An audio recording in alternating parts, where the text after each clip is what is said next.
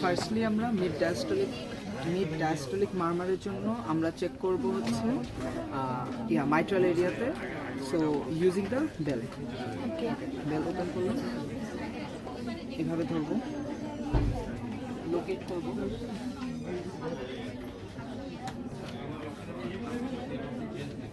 দেন তাকে left lateral পজিশনে নিব। বুঝে গেছে লেফট ল্যাটারাল। জোরে জোরে শ্বাস নিয়ে ছেড়ে ধরে রাখো। And compare it with carotid. Thumb দিয়ে carotid.